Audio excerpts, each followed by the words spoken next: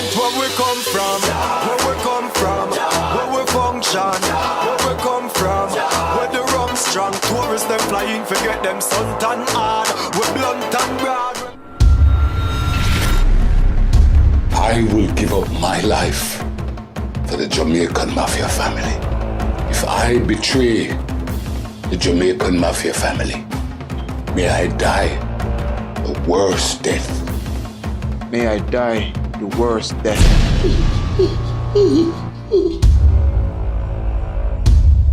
You remember anything yet?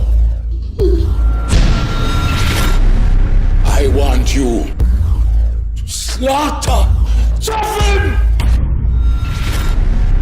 Let me introduce myself to you. I'm me named Zuzu. Me I run a family now. If you think my father did cool, me frozen. You never heard of Awilo?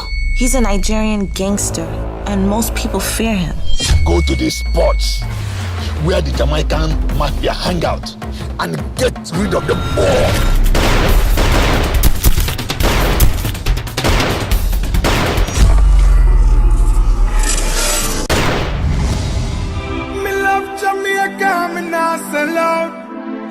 Shots fired. Repeat. Shots fired at Church and Troy Avenue.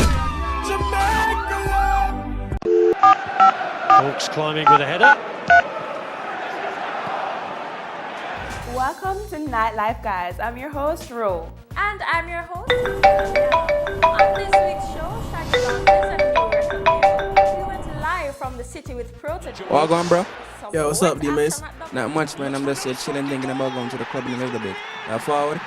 Oh, you going to the club? Okay, crazy. Alright, I'll pick up on a few, alright? One. Girl, your touch is so good. Girl, your love is so good. Have to tell the world about you, girl. You know you're my everything. Yeah, me have to talk about it. When love is so good, me have to talk about it. Touch me so good, me have to talk about it. Baby, me have to talk about it. Hey girl, what make your body feel right so? Girl, you grip me good, you grip me right, yo. That's why Virgin Mary, she not like you. Cause you get me good body cycle. Girl, if you shoot one more time, me I go fight you. Put a hit keep on your neck, so me mark you. And if me touch you on your belly, do not frighten. The last man we touch you, never love you, good fit tie you. God no, baby. Me say yeah, me and you fi make a baby. And that I know, baby. Me plus you equal 3.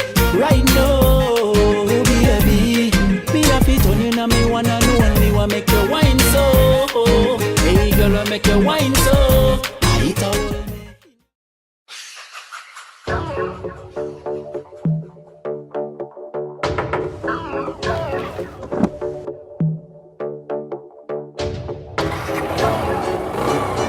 The external market forces force careers to re-look at the way we distribute our products. And the reason for that really is because 10 years ago, the market was more than 2 times what it is today. So we decided to look at our route to market. And one of the things that we looked at really was how are we going to get our product from warehouse to the retailers at the most efficient cost. Carrera's bike distribution program started in 2012. We started with a complement of 4 to 6 bikers operating from Portland and Kingston. We recruit guys from the inner city because they already know the type of environment that we're going to sell into. Because given the company's changing direction in how we distribute our products, we're focusing the consumption customer. So we recruit guys from that space and we train the guys how to basically go out there, hunt for the sale, improve customer relations with the company, and basically try to get a feedback from the customers that can enable the company to put in plans that can further develop the business into the next 10 to 15 years from now. I got this job, actually a man at the bank, he's now my supervisor, saw me with a helmet and asked me if I could ride, and I said yes, which I couldn't. When I go on the riding tests, I was actually stalling all the way I was stalling. When I go on the hill, they stopped me in the middle of the hill, and I didn't know how to go up the hill. I actually put my foot on the brake, and there it was. Go right up the hill, and from that until now, I'm the best rider right now ever. Couple interview, the couple tests, and from that, here am I now at Careers. Most of the persons that are recruited in the program were from troubled backgrounds. That is a challenge, but it's a challenge that Careers, as a company, is willing to take on, and we embrace it, and we are very proud of them. We are improving the unemployment statistics, and I'm sure the minister would be very proud of that. But at the same time, we're touching lives. Careers has done a wonderful job for me. Financial-wise, included my son and my family, and I can save towards his college fee. This job better my life a lot, because I'm from the garrison and it takes me away from the garrison. And by being here at Careers every day, it does build a different impact in my life. It's not where you're from, it's where you're going.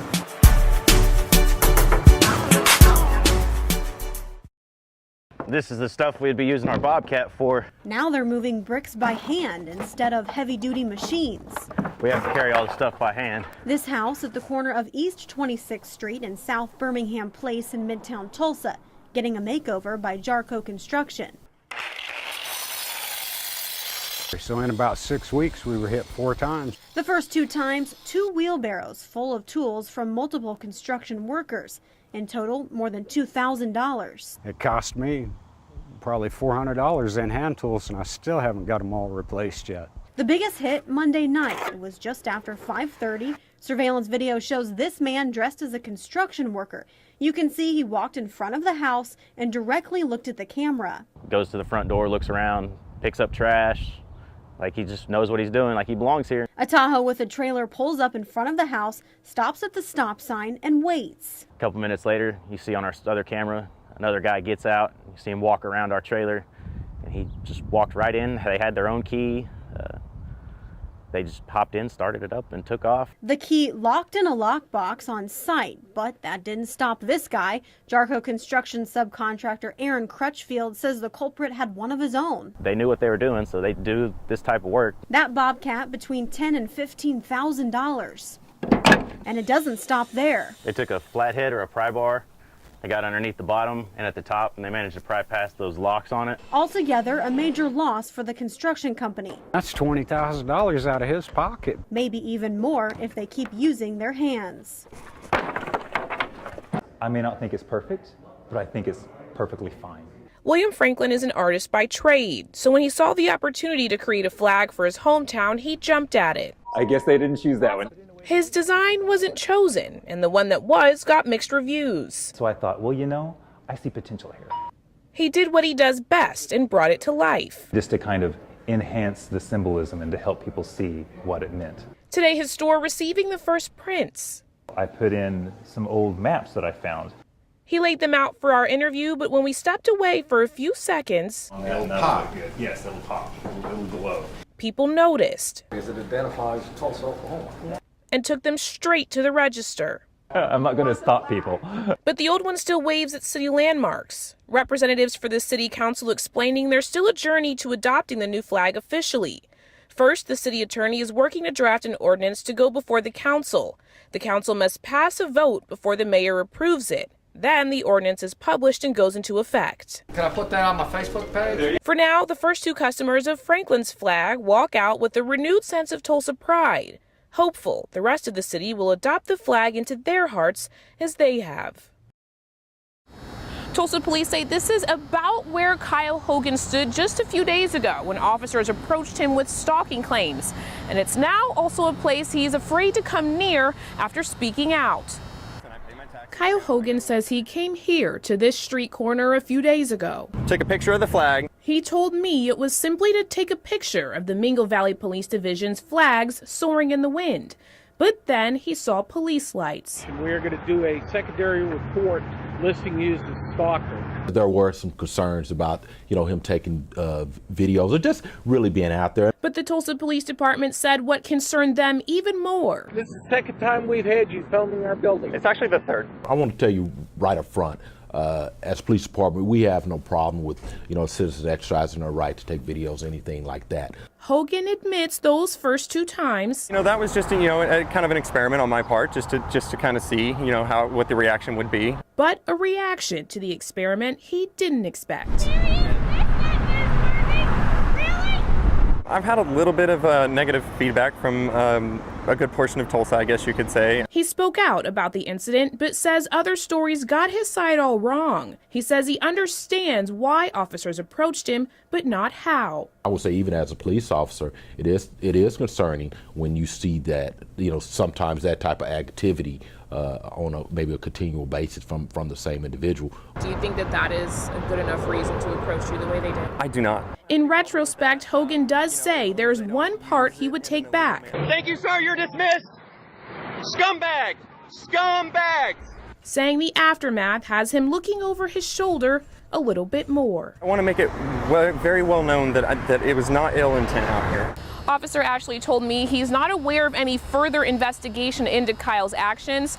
Kyle told me he does believe some of those officers do owe him an apology. When I asked him if he thought he would get one, he told me no. Reporting from Tulsa, Ashley Holt, 2 Works for You. It's not your average test. There's the English section, the math section, reading, and then science. And William Wong isn't an average 15-year-old. In fact, he's quite exceptional. Well, I play the piano. I also wall climb and swim in my free time. All great, except this humble teenager is leaving one thing out, his ACT score. After I took the ACT, I knew it was possible that I got 36, but I wasn't entirely sure, so I was pretty surprised. A perfect score, making William one of the youngest people ever to achieve such an accomplishment. I felt that it's not actually just a huge accomplishment since it's just a standardized test. Like I said, William is modest. In fact, his mom says he hardly studied for the test at all. William didn't tell me. I asked William, have you got your score? But don't let that fool you. He's excited about what the score means for his future. I'm thinking about Harvard or MIT, but I'm not sure. William hopes to study math and science, his ultimate passions. But right now, there's other priorities, like getting his driver's license and finishing his homework. I'm in 5 AP classes and another pre-AP class, so I have a lot of homework every night. Maintaining that 4.3 GPA, a lot of work. But to William, it's all a part of his bigger plan. Probably invent a new piece of technology that would change lives. And much like his ACT score, that sounds perfect. In Tulsa, Corey Duke, 2 Works for You.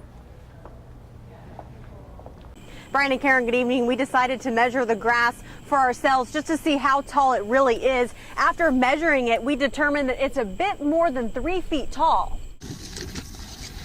Through the weeds, it's still growing. Down a gravel road, sitting on a porch, a couple. In April, they told us that he probably had about a year left. Of 50 years. Watching him try to get his breath like that.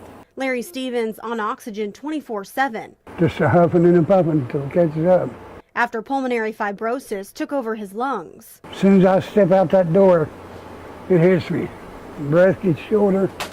By the time I walk to that car, I can't hardly breathe at all. Pollen, a key irritator. And the warmer it gets, the worse it gets. Stevens says from this field, which he used to manage. Well, I'd mow it every week at least. His doctor requesting in June that the grass be cut. Any attention would be greatly appreciated. The town attorney plans to send a letter to the property owner. If no response, a hearing could designate the property as a nuisance, then potentially mowed by the town. He don't want to go anywhere because it's so hard for him to go. Nana and Papa spending every minute together, enjoying time, hoping if the grass gets cut, they'll have a bit more. Reporting in Inola, Katie Wisely, 2 Works for You. Ryan Fiegel's mother says she knows her son is at peace, but his family can't be until they figure out how his body ended up here just last month. To think of his body out there in that drainage ditch and all alone. Did he suffer? Was he afraid? It makes me think of all those things. This creek is like ones we often pass by without a second thought. But for this family, the creek is a memorial. For many of them, a painful place. It feels really sad to be here. For Deborah Fiegel, it's a place she's been forced to accept her son may have taken his last breath, and she knows his spirit is here. I'm his mother, so I do probably feel it more here right now because we really haven't been able to put him to rest. 20-year-old Ryan Fiegel's family and friends gathered here to honor him, his life, and how he touched theirs. He was just a really kind-hearted spirit. Very sensitive little soul. Maybe too sensitive for this world, I don't know. The ceremony marked in purple, Ryan's favorite color, held right above where police found his body, the spot marked by a rock with his name, and the day planned by a perfect stranger. I want it to keep his story alive. This could have been anybody's child, and this is everybody's child. Bettina Rector burdened with seeing Ryan's body lay on the rocks alone the day he was found. My spirit tells me this is not something that just was an accident. Police have ruled Ryan's death an accidental suicide until they receive the results of the medical examiner's investigation. I don't believe my son committed suicide for 1 minute. The family using the day to vow to never forget, writing notes to him with all of the things they never got to say. My note would say that I love you so much, Ryan. And if there had been anything else I could have done, I would have done it. For Ryan! For Ryan! The neighbor who planned this event said something that really captured the essence of the day. She said, not only do we have to do our best with what we're given, but we have to take a piece of Ryan with us in order to make the world better. If you have any information on what happened to Ryan, you're asked to call the Tulsa Police Department. From South Tulsa, Ashley Holt, 2 Works for You. This homeowner tells me that this tree was uprooted from last night's storm. It's now left a 5-foot hole in his backyard. You hear this sound when it's time to get down to business. I guess we're gonna make a goldfish pond out of it. That's Tree limbs cover Phil Lannon's front yard. I don't usually get scared, but it was pretty scary. This tree, It was out in the street, it's so tall. missing his house by just a few inches. It would have devastated the house if it had hit it. The Wagner County Courthouse suffered infrastructure damage, causing it to close. The 911 center and jail are running off a generator as crews work to fix fiber optic lines. At one point, all 911 calls were rerouted to the Broken Arrow Police Department. This is the second time we've had a major weather event in the year where we've lost 911, we've lost phone services to the jail, lost electrical to the jail. At least 800 people on the east side of the county lost power from Thursday's storm. There was more than one poles that actually blew over that had the fiber optic, had the copper wiring, and so they're actually having to go out and fix these poles. As Phil Lannon moves each tree limb, he says it's just something that happens every May in Oklahoma. The homeowner tells me it will take days to get all of the debris cleared. He's also asking the city for help to remove this massive tree in his yard. Reporting in Wagner County, Katie Wisely, 2 Works for You. Collins is messing up the whole formation. Backpacks, check. You can't even keep it in your lane. Walking stick, check. Just because you pay taxes on both sides of the road don't mean you get to use them at once. Last but not least, bravery, check. I am absolutely proud to be an American. They have everything, almost. 31st of March, one of the guys that was really supporting us one day seemed perfectly fine. Next thing I know, he's writing a suicide note and he's gone. Now all they need is company as they work to finish a long walk across the country. 22 veterans a day commit suicide. So our goal is to make it to Washington, D.C., cross country from coast to coast in 22 weeks. Crossing off each state as they go. I think we should cross. Up next, St. Louis and Route 66 leads to their destination. 10, 12 years ago, it was take a bullet for you. Now it's just, you got to keep us alive. Jason Bebo, now an accountant, knows the struggle. One morning, you sit down and eat breakfast with your guys in your squad. That afternoon, you're putting them in a body bag. That's why he decided to walk and has been for the last 2 weeks. It's like going home talking to your brother. Because once a team, always a team. We now do 22 to 25 miles a day and get 1 day off every 6 to 7 days. And together, follow my lead. They'll make it and maybe have a little fun. Now, y'all ready for the finale? On the way. In Tulsa, Katie Wisely, 2 Works for You.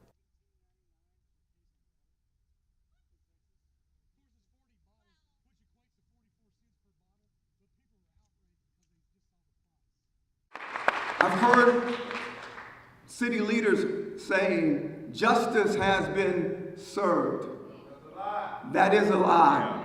Terrence Crutcher's family says last night was a sleepless night. Terrence didn't have a gun. Terrence did not attack her. Terrence didn't say anything to her.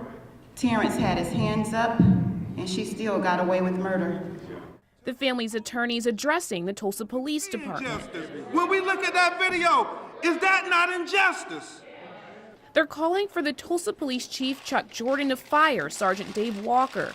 They say his testimony that he allowed Shelby to give her statement 3 days after the shooting and allowing her to watch the video before giving it exposes corruption within the department. Would you all get to do that? No. If you were suspected of a crime? No. They're also calling for Chief Jordan to fire Betty Shelby from her position as an officer. And when I saw Betty Shelby running into her car on yesterday, what I saw was somebody that was running from justice because none of us had a gun and none of us killed anybody.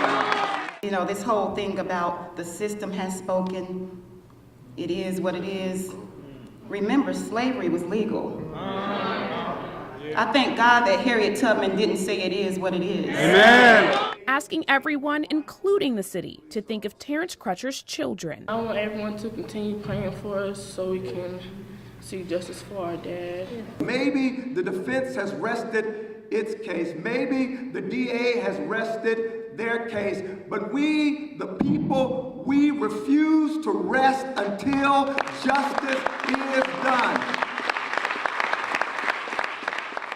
Here's where it all started. I won't burn again when it's brown. The grass fire that transformed the landscape here began on Troy McLean's property. He got a call at work that the fire was spreading quickly. At first I thought he was joking because it had been burned a day before. But this was no joke. The wind picked up 25 mile an hour, blew something up in there. McLean owns a landscaping business and says Wednesday, after a couple of days of rain, he began burning leaves collected by his company. Me and my wife stomped it out over here, and then it burnt that way. McLean says he thought the fire from the day before was out when he left for work Thursday. Now he says he's received 2 death threats. Somebody called me, and another person was on social media, said that they'd dismember my body and throw it in a burn pile. Yeah, stupid stuff. Well, firefighters left the scene just around 3 a.m. Here's the aftermath of hundreds of hay bales burned, doing thousands of dollars worth of damage. Now, most of it was food for nearby animals, but someone has to foot the bill, and it has Rogers County commissioners taking a new look at the county's burn ban. They'd asked me to do some investigating on the burn ban possible for the county on Tuesday next week. He asked me to contact the fire chiefs, make sure that the stipulations that require that to be done are being met. As for McLean, who's lived here for 20 years, along with his animals, including ducks, horses, chickens, and dogs, he says he's apologized to most of his neighbors, and he'll let the insurance company handle what happens next. It'll get cleaned up, and luckily everybody will be taken care of and nobody was harmed. Lesson to be learned, don't burn when it's brown. A trip to the park, the perfect medicine for this 3-year-old. Come here. Tinley, one. You want ice cream? And maybe something sweet. Come here. Let's show him your finger. Come here.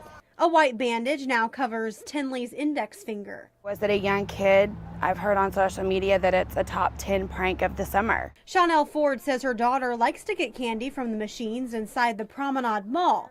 She did so this past Thursday and Friday, and also planned to Saturday. She came back and she was holding her finger and just gushing blood. This was found in the coin slot. And I looked in and there's a piece of metal, and I thought maybe it was something from the machine. It flipped out, and it was just a little bitty razor blade. The toddler's parents worried their daughter might be exposed to something that could be life-threatening. My heart just sank at that point because I had no idea what could have been on it. Our concern was HIV or hepatitis C. This mother says mall security has surveillance video and claims this has never happened. It's definitely purposely done, and now it's kind of determining, was there anything else purposely done to it?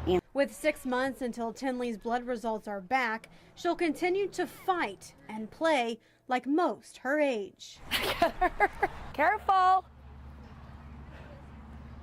One city councilor said today's budget approval and the process beforehand were the best and smoothest he's experienced in his 12 years on the council. I think we've developed something that the citizens can be proud of in the year ahead. It's a sight you don't see often. Councilor Q? Yes. Councilor Patrick? Yes. Every single city councilor voted in favor of the mayor's budget, many of them thanking him for his willingness to collaborate. Normally the room would be full at budget time of news, and since we're getting along, we're not giving them any news. In fact, when it came to public comment, Tulsa's leaders have been, and are full of great ideas. Not a single objection.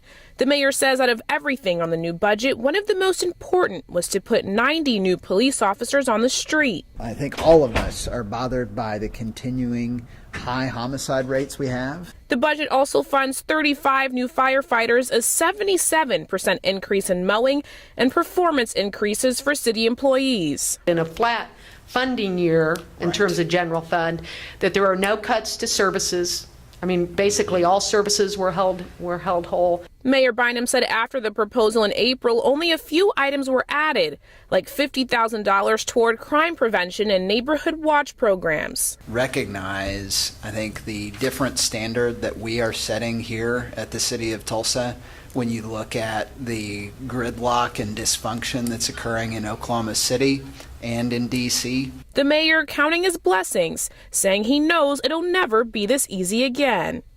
The mayor did say there's so much more he wishes he could do with the budget, like coming to an agreement with the county on funding for the jail and better health care for city employees. Reporting from downtown Tulsa, Ashley Holt, 2 Works for You. How much time are you going to leave to pick up and drop off your kids? Oh, dear heavens. Usually this drive from Jennifer Hudgens' home to Jenks Middle School takes 5 minutes.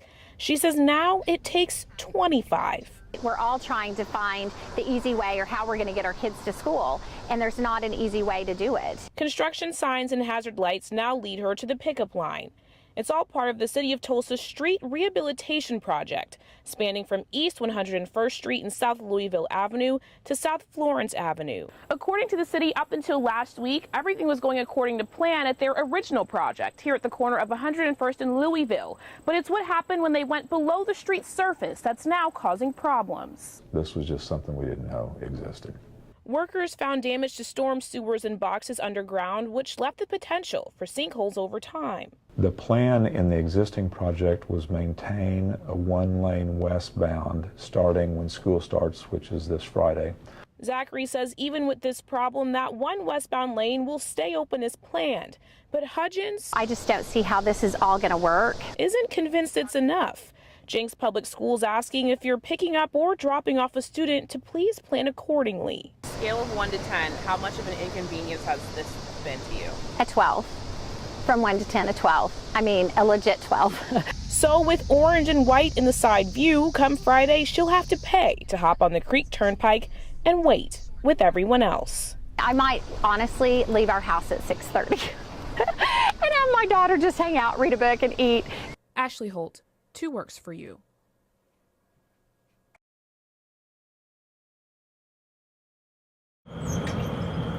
Each piece is carefully molded and fired. All day long, it's like you're a balloon being blown up.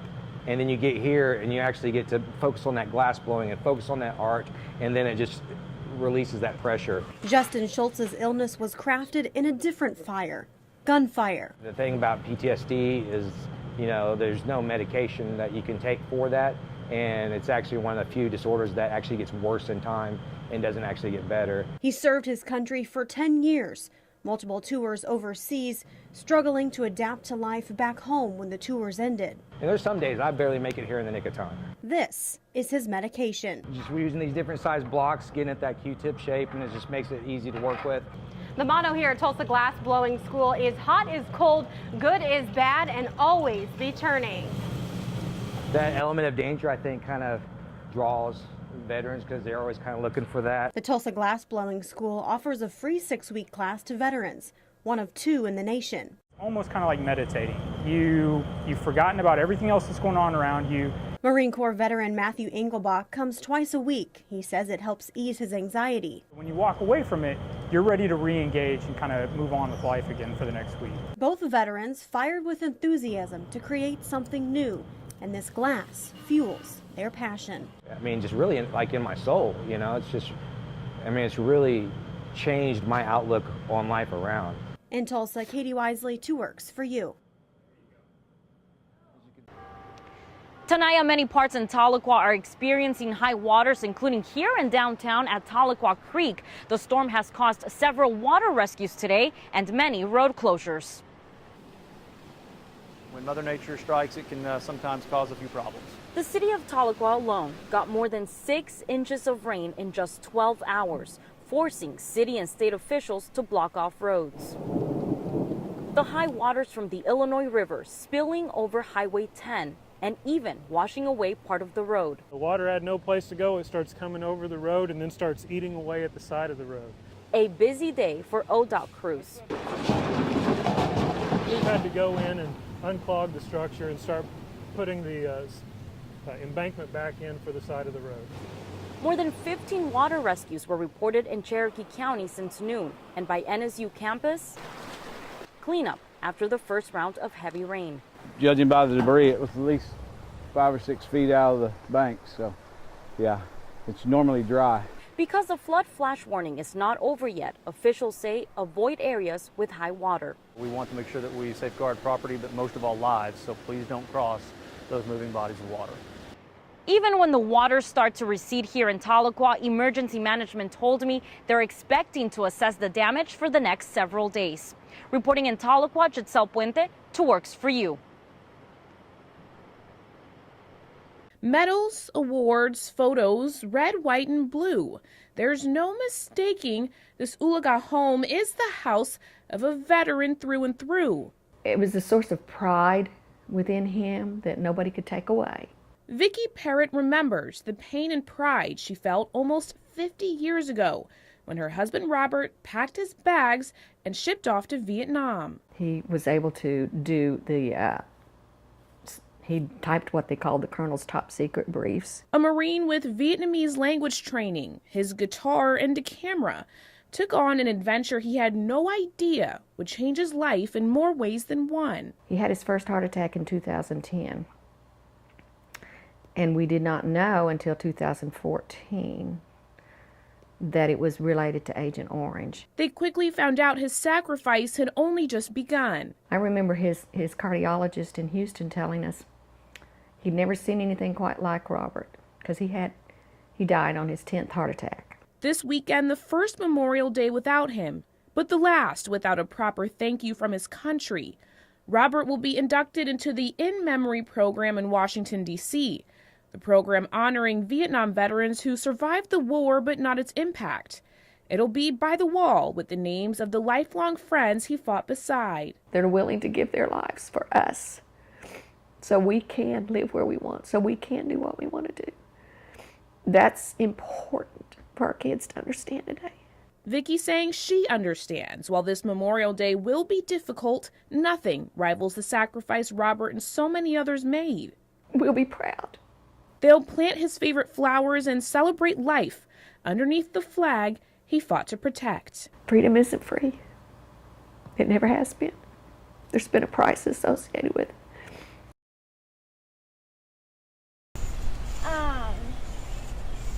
A little girl with 2 perfect pigtails sits in her backyard drawing something in chalk. It kind of sounds like Starla.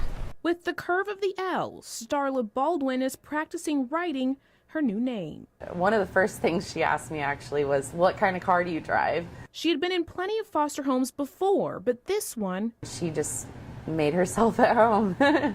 ...was different. I'd already felt like she was my mom.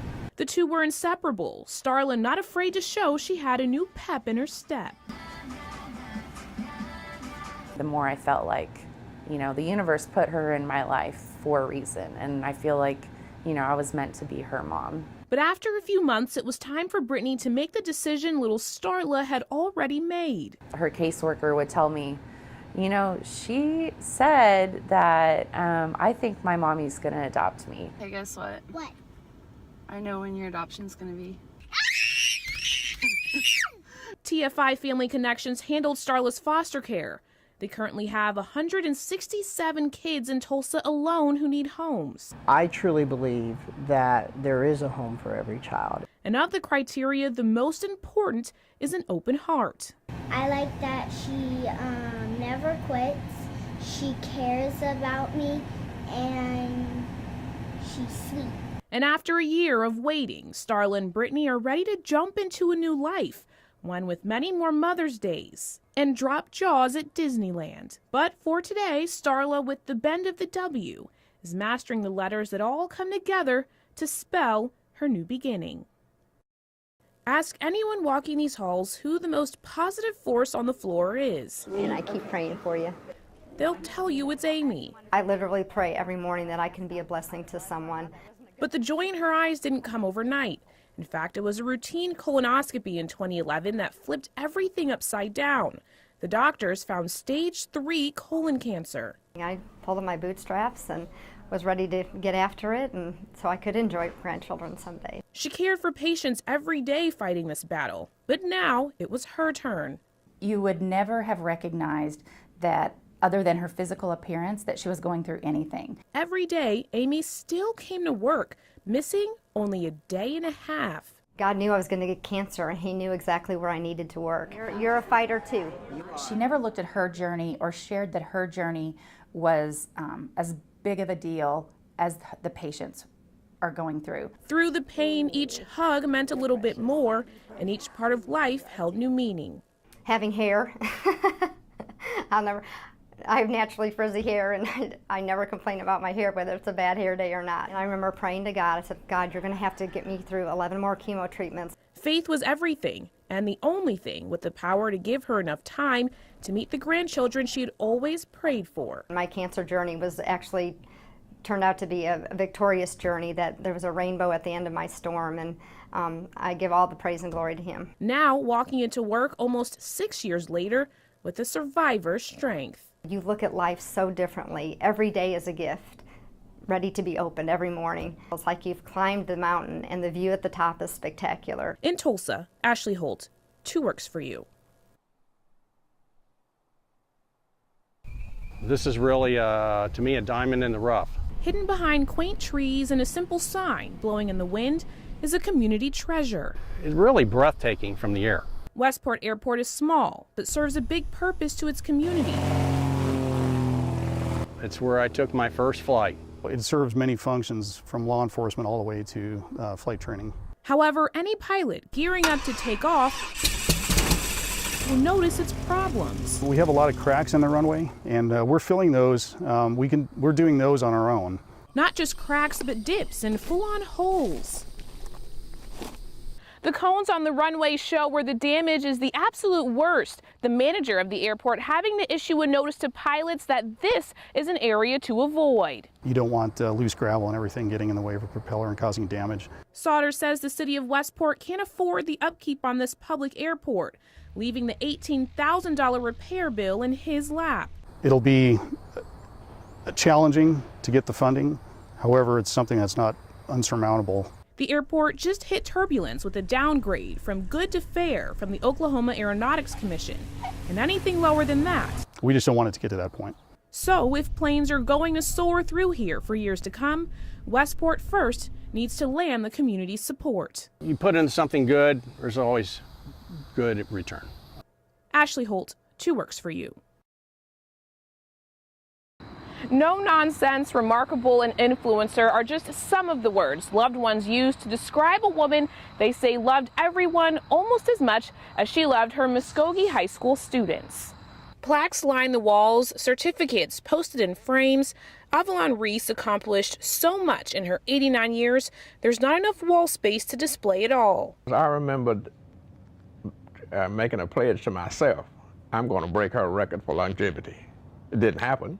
A teacher for more than 40 years, she taught at Manual Training High School, Muskoge's school for black students in the days of Jim Crow, eventually moving to and retiring from Muskogee High School. She always had the students at heart. The students' welfare came before anything else. Organizations and articles deemed her a distinguished educator, inspiration, and Hall of Famer, rubbing elbows with presidents.